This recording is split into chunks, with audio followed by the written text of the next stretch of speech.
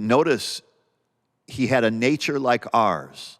That word nature is also the word passion. He had passions like ours. He had nature like ours. He had desires that were sometimes wrong desires, just as much as you and I do.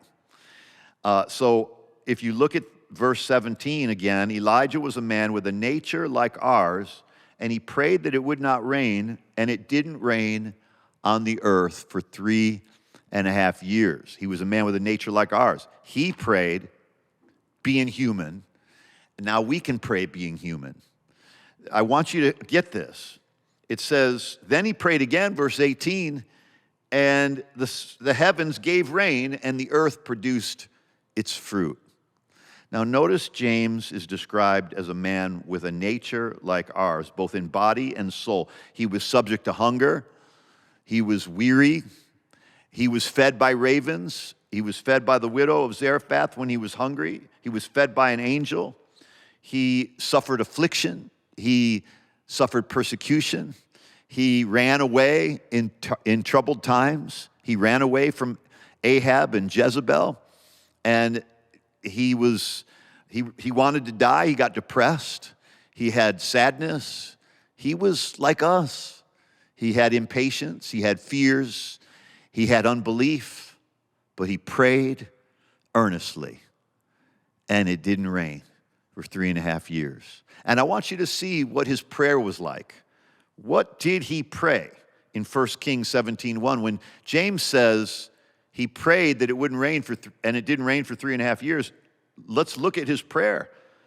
It says, now Elijah was one of the settlers of Gilead, and he said to Ahab, he wasn't even talking to God. He said to Ahab, as the Lord lives, as the Lord God of Israel lives, before whom I stand, surely there will be neither dew nor rain for these years, except by my word.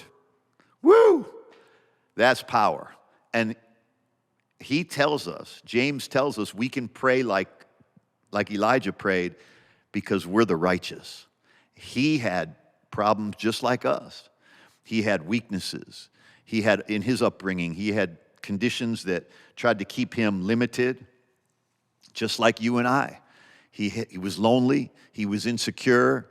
He was depressed at times. He was hungry. He was sad. He felt defeated. What's trying to tell you right now that you're disqualified? Is it because you failed many times? So did Elijah. Is it because you've been discouraged and depressed? So was Elijah. Is it because you're not holy or godly enough? Neither was Elijah.